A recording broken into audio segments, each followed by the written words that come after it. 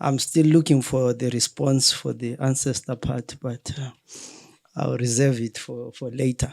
Welcome to site. My name is Zenzele Ndebele, and it is a great honor and privilege.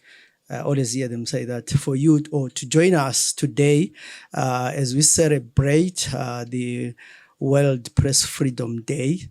I think generally we all wake up every day in the morning and try to find out what's happening, whether it's on WhatsApp or it's on TikTok or it's on Twitter. We always want to find out who's doing what, who has died, who has been given a car by Chivayo, and that just shows us how important press is.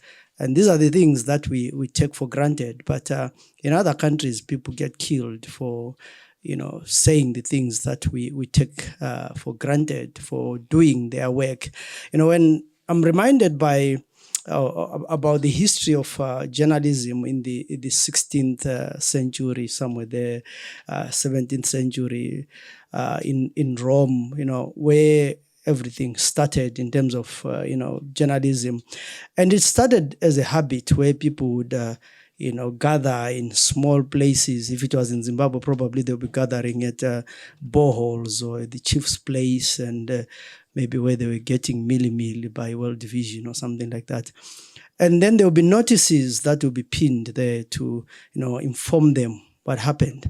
But during those times, the world was ruled mainly by the kings. And the kings got worried what people were talking about, in these gatherings. And most of the times, anyway, the discussion was about the king and the queen and what they had done and the new rule and the new clothes that the queen had bought. So they started sending spies to go and listen to what people were saying and trying to mitigate, but to get to know what people were saying. So from the onset, from the beginning of journalism, it was always something that made authorities uncomfortable. It was always something that authorities wanted to control. They didn't want to be criticized, so they would send their spies to listen to. We don't know what would happen to the people who were talking about the kings when they were back home. I'm sure there were very few people during those days, and they knew who stayed where. And probably one or two people disappeared because they talked about the king at a public gathering, and they didn't realize that they were being monitored. And sadly, now in societies where we call democratic, where we have a constitutional press freedom, or press freedom that is guaranteed in the Constitution, we still do have situations where, authorities are not comfortable with journalists, and they are not comfortable with what journalists say. But I've always said, we are like dogs. Our job is to bark. So when we are barking, we usually don't care how the person that we bark at feels, whether they are afraid, whether they are, annoyed, or they are going to, bring poisoned meat. But we will always bark. And if you have a dog and you realize that your dog no longer barks, that means the dog has a problem. So I'm not sure once the dog has been co-opted and you find it in a sofa, it's now doing facials and manicure, you realize that your dog is a problem. So your dog is to be outside barking, warning you that they are thieves. And as journalists, our job is to back at authorities and to remind them that when they were elected, there were certain things that they said they were going to do.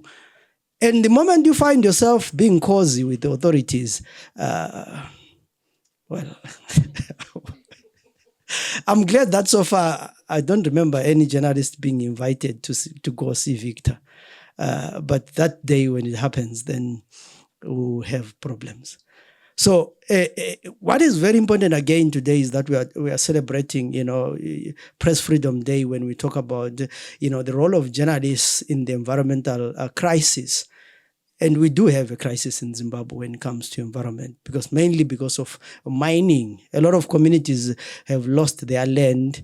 A lot of communities are not benefiting anything from the lithium that is being mined, from the gold that is being mined.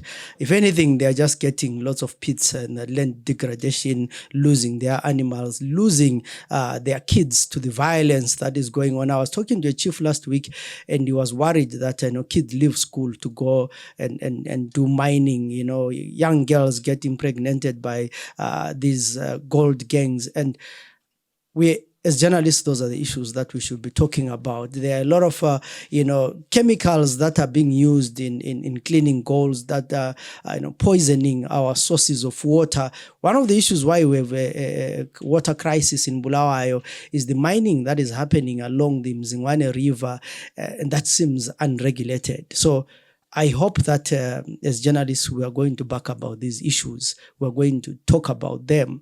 But I'm not the main speaker. So I'm just here to welcome you, everyone who took their morning off. I'm sure you had something important that you needed to do, but you saw it fit.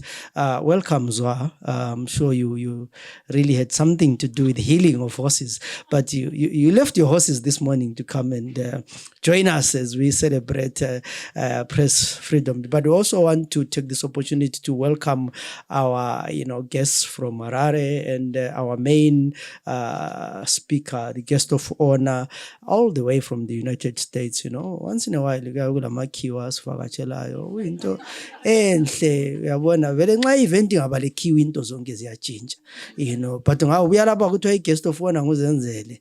We are talking in local language so that we don't hear what we are saying, but basically we are saying that it is of great honor that you are here, and we are very much privileged, and we hope that you're going to bless us, and we hope that you also have prophetic power, to shower us with the blessing.